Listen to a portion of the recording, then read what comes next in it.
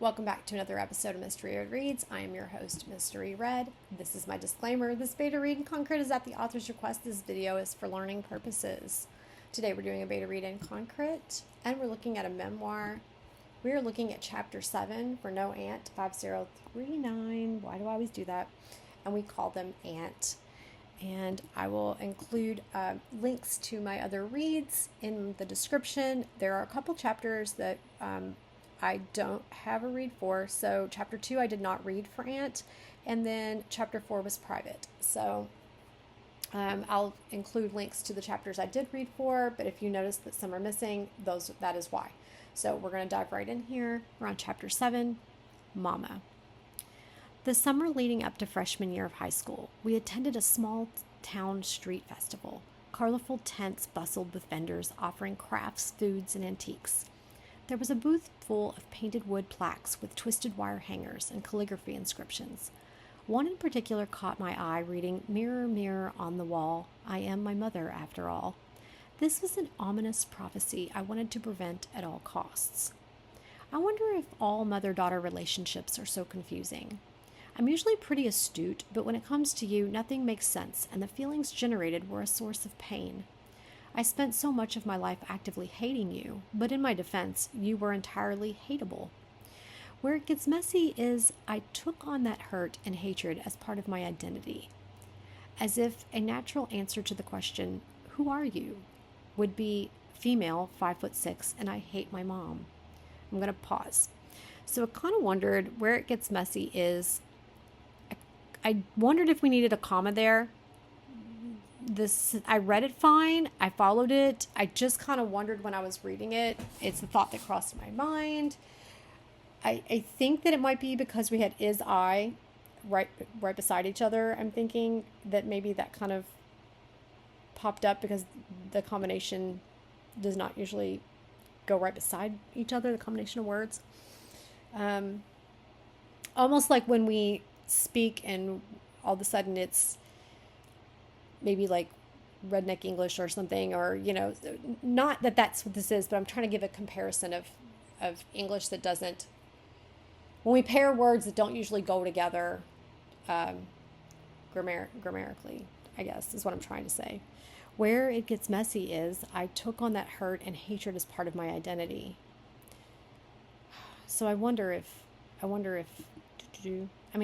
just wonder if that's supposed to be a comma there. I could be completely wrong. I just don't want, I get what it said. I did not have a problem reading it, so we're trying to rationalize out whether or not it needs to be messed with. My brain was alerted to the is-I pairing, and that's what we're going to note, the facts. Okay, we're just going to note the facts, and I'm going to stop using it, and you can just take the information or leave it if it is relevant or to you in any way. As if a natural answer to the question, I think we need a comma here. Who are you? All right, so we got a punctuation. I am not sure on the punctuation for this sentence because you got a lot going on right there. As if a natural answer to the question, who are you, would be, I feel like that might be another comma, female, 5'6", and I hate my mom. Oh my goodness. Also, when dealing with moms, we have so much to unpack. And I just, as a mom of a daughter, I strive to avoid her having baggage to unpack because of me. Like, that is a daily goal in my life. Okay, we're going to keep going. Towards the end of my junior year, you consented to enter an outpatient alcohol treatment program. I suspect you had pressured to maintain a certain image amongst my teachers after they recognized evidence of trouble in my home life. And by evidence, I mean the night I landed myself in the hospital after impulsively taking a bottle of Ambien. I'm going to pause. So when I read, this is chapter 7. So when I read chapter 6, I was, throughout the reading of this memoir, I have mused in the back of my head, what has motivated all of this? Is it that we encounter an unhealthy relationship with a significant other? And sometimes that is our undoing. But I have to wonder, in order for someone to be able to become our undoing, don't we already have to have things that we're dealing with in order for us to fall into that circumstance, to fall, I don't want to say fall victim. I don't want to say that. I think maybe at some point it depends on the exact relationship, but we fall down a path. Like I know in the personal piece that I'm working on, I've translated some things that happened in real life into fiction, and I'm trying to describe this experience of what happened. And I'm trying to relay in this piece this innocent girl who did not have life experience or social experience, and how she became victim to a groomed teenager he was being groomed, and he was being groomed on how to groom her. And so she literally falls into this relationship, and she actually falls for things that we know are things that predators say. And you would think that the average person would be like, girl, any guy that says that to you, you just leave them. You just tell them no. Like, if you don't do this with me, then I'm going to find somebody else who will.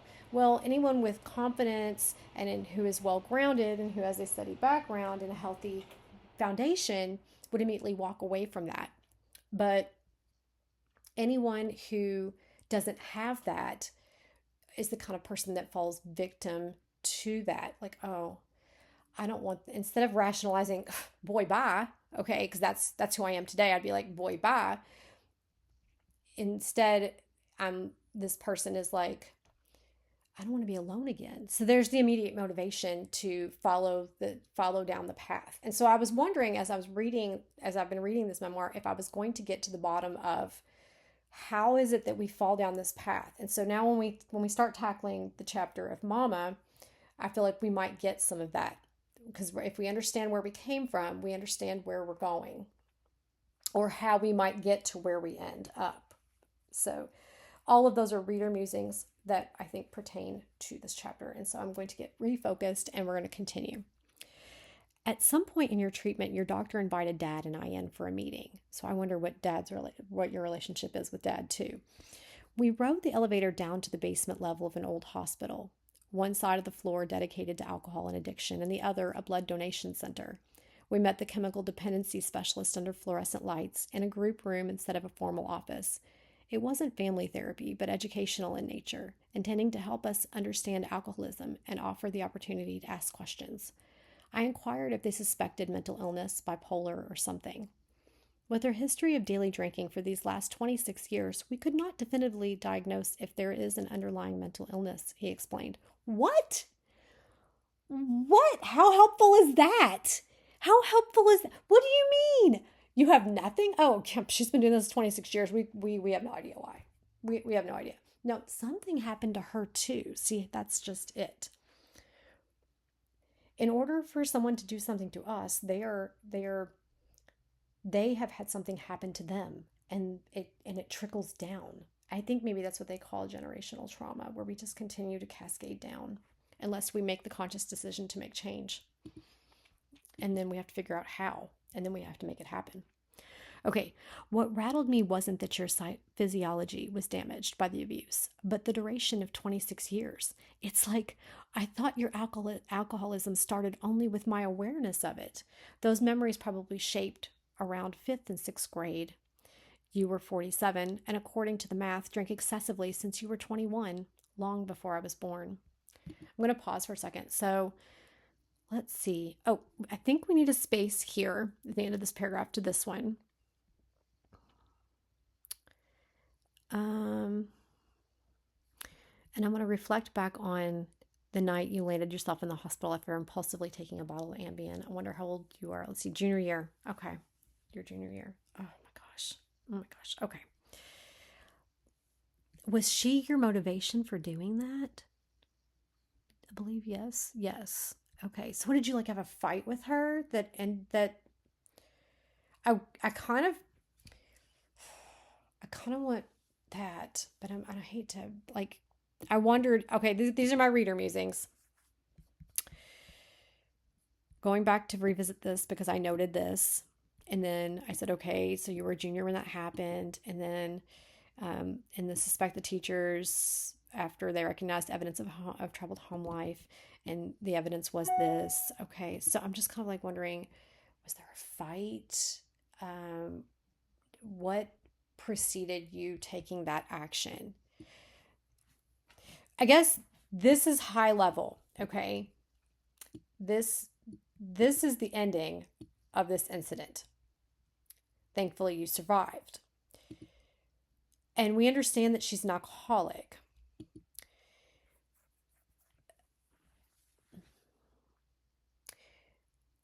I'm going to say this, and I don't want you to take it harshly because it's not intended that way, but it might sound it. And so I'm kind of going to ask you to kind of put a little buffer there, knowing that my intention is not at all if it comes out wrong.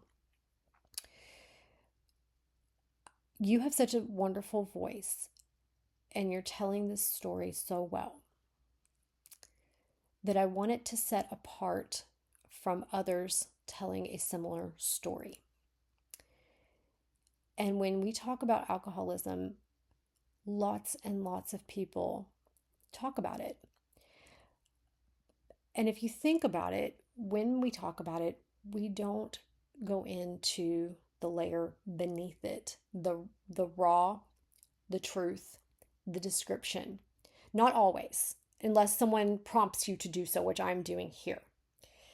What I'm wanting you to give is, because she's an alcoholic, and we can't just be like, okay, alcoholics are, if you don't tell us what happened, then we have to just assume as the reader that she was your stereotypical alcoholic.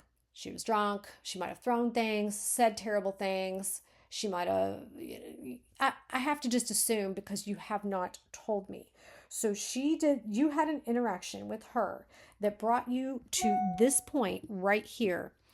And I believe it 100%, but I don't know what it was.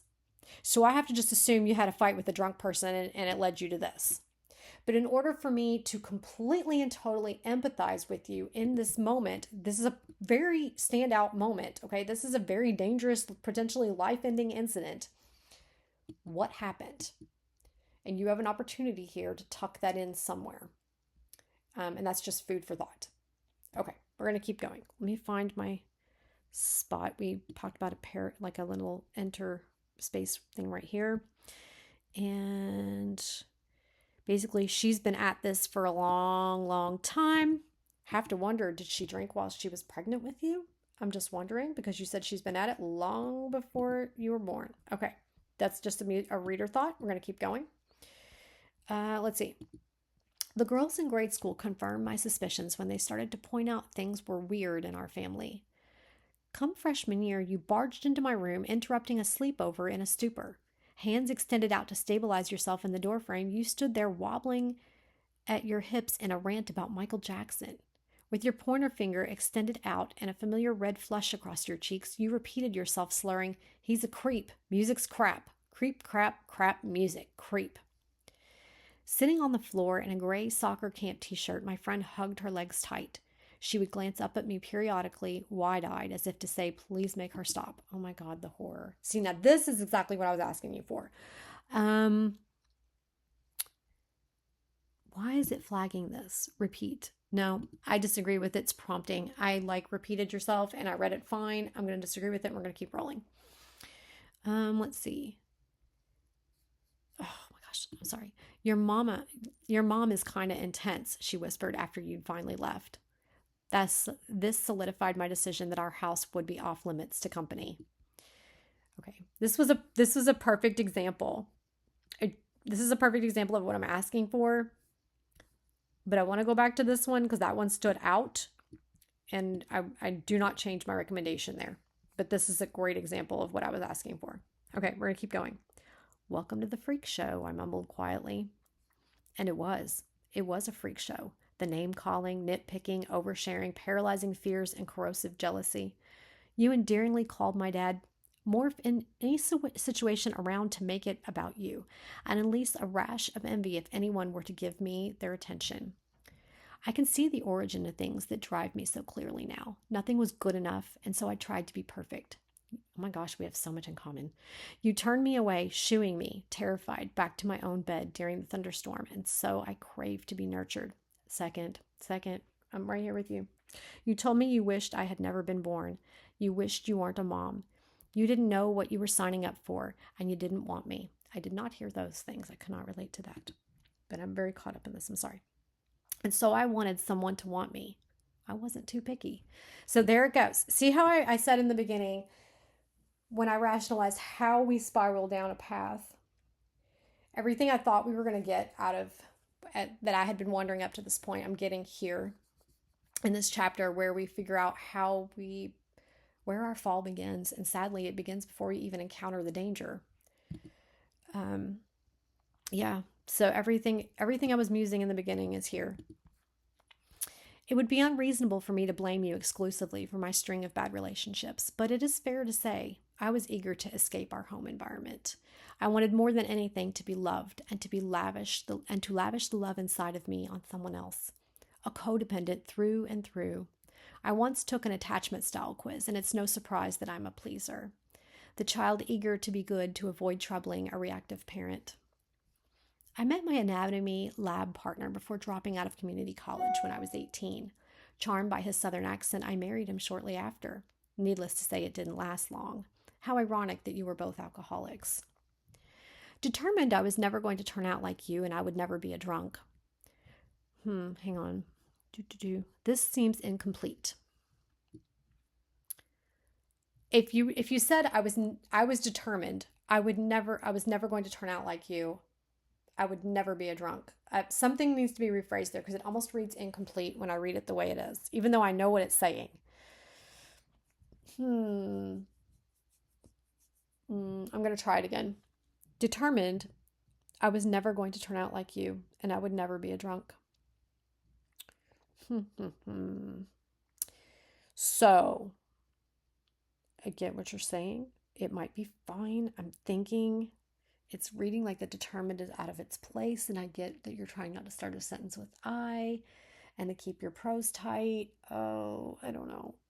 I am not sure. I'm going to note that one, when I initially read it, came to me as though the word determined was out of place, and I immediately wanted to rearrange it. And I'm going to just note that line was distracted me. We're going to go with that, and I'm going to stop judging it.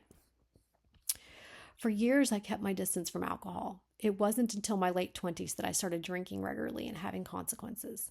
I went from a binge drinker to a daily drinker shockingly quick. I would say quick. I would go from, instead of quickly, I would say quick. There we go. Also, you've got like adverb.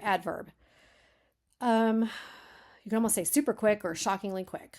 If you want to keep the ly word, I suggest dropping the ly off of quick. Yeah. Even then, I fancied myself fun and carefree. You, on the other hand, were a true Dr. Jekyll and Mr. Hyde, inflicting fear as 5 o'clock rolled around. I was the yin to your yang, as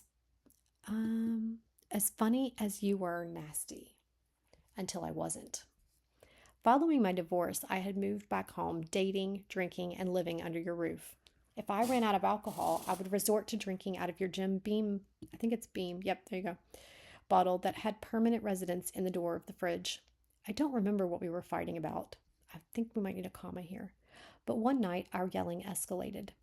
With that familiar wild look in your eyes, you pinned me in the narrow hallway by the medicine cupboard, blocking my path to my room. Move, I demanded. At barely 5'3", wrapped in your faded bathrobe, you firmly stood your ground. One thing led to another. The pot called the kettle black, and suddenly your hand shot up and struck me in the cheek. Without even registering the sting, my hand was coming down from behind me, smacking you right back. Mirror, mirror on the wall, I am my mother after all. How had this happened? A wake-up call amongst many. I needed to find my way back to myself. It took another few years, but I am different than you today. Beautiful, beautiful, beautiful. Bravo. I love it. I love the circle. I love the coming full circle. I love the transcending the circle. Super proud of you right now. So happy for you. Absolutely beautiful writing. Good job. Good job, good job, good job. We're going to keep going. My figure had always been slender, and after a few years of drug use, I was downright skin and bones. I had only been sober a few months when I got pregnant, and between the two changes, my body morphed quickly. At about 6 months along, I was an easy target for your cruelty. Look at those thunder thighs you'd ushered to Dad. I want to know Dad's role too. I'm wondering if you'll have a note to him. And there's those boobs she always wanted. You continued with a chuckle as I walked past. You're supposed to gain in your belly, not your arms and face. You're going to have to lose all this, you cautioned critically on another occasion. Clenching my jaw, I stepped off the deck into the backyard, feeling the words burrow under my skin. When I was younger, I internalized your bullying. Here I was about to bring a daughter into the world, a motivating catalyst for growth. We took a walk down your oak tree-lined neighborhood where I tactfully mentioned I wanted you to stop commenting on my body. Of all the things, you didn't say a word. You turned around and started walking back home. No acknowledgement, no apology, and of course the behavior didn't stop. I'm thicker-skinned than I once was. Standing there in the middle of the street, I was enraged. In a roundabout way, I am thankful for this unfolding as it finally opened my eyes. You demonstrated your immaturity. I saw. Never had there been a safe space for me to express myself, especially if you found it challenged your defenses. I mean, seriously, you turned and walked away. You were wearing a short-sleeved blue button-down shirt that had potted plants all over it. It reminded me of a decorative paper napkin for a lady's luncheon, as tacky as your reaction. I don't know what I was expecting. I see you never sincerely apologized to me for anything. And what's more, it occurred to me, without having it role modeled, I actually wasn't good at issuing apologies either. So now I practice, always thinking of what it felt like to watch you walk away. Good job, good job, good job. Lots of commas, a little bit of a long sentence. It all read beautifully though, so we're just going to keep moving. It went great. I like the visuals. I like how you're still telling your story. You're doing a great job. And I'm relating so much. There's differences, but there's a lot of, and I feel like it's old. Like sometimes I feel like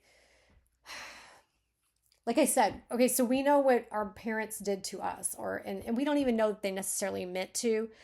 I'm one of those people that kind of tries to give everybody the benefit of the doubt or hope for the best or try to see the better side of them or try to be empathetic towards them. Like, what did you go through? What you've done to me? What did someone do to you? And what did someone do to them? And then it goes on and on and on because we know when we are babies in our mother's arms or even a nurse or whoever it is that holds us for a moment, we know that we are born with absolutely a blank slate, except for, I guess, the generational trauma that we carry with us and that we work our entire lives to pull apart and heal from, if we're making the effort to do so, to recognize and to change. Okay, we're going to keep going. The thought of forgiving you wasn't even on my radar, yet in some abstract, mysterious way, I began healing parts of myself when I found out I was expecting a little girl of my own. I have half a dozen spiral notebooks in a tote in my closet, each one nauseatingly full of self-reflection. Things started to click when I heard the phrase, forgiveness does not mean approval. That idea helped me to begin to untangle the deep threads of hatred woven tightly into my being. Wow. It is so neat that as I'm using these things in between, they're literally unraveling in the next paragraph. As I grew to know myself, why I did everything I've ever done, I found the clarity and compassion necessary to let it all go. I started looking at you too, not with judgment or a desire to psychoanalyze, but with a curiosity born in a newfound compassion. It was like reading a biography, piecing together the fragments of your life that I was unaware of. You were the middle child of 7 kids. Grandma was stoic, not affectionate. A misunderstanding over a bike with the broken chain left you with scrapes and bruises and at odds with your siblings. You and your sisters attended a school on a scholarship, comparing yourself to peers from old money families. Your older sisters always got to go with your dad to father-daughter weekends, while you were escorted by an uncle. Just home from college, you were the one to find your dad dead. I can't imagine performing CPR on anyone, let alone a parent. Once upon a time, you were a child. I've come to believe you were incapable of being anything other than who you are, wounded. You drank and still do today because you couldn't cope, and you hated me because you hate yourself. Where I once saw only the confusion and pain you caused, I now see the humanity beneath the alcohol, the meanness, the armor you built to protect yourself. Somewhere in all of this, I pitied you. I think we need a period right there. You got a comma and then a period. It's grown into acceptance and now, quite unexpectedly, into forgiveness. With love. Bravo. Bravo. So proud of you. Oh, this is beautiful. It's beautiful. You're telling it perfectly. You've got it unwinding.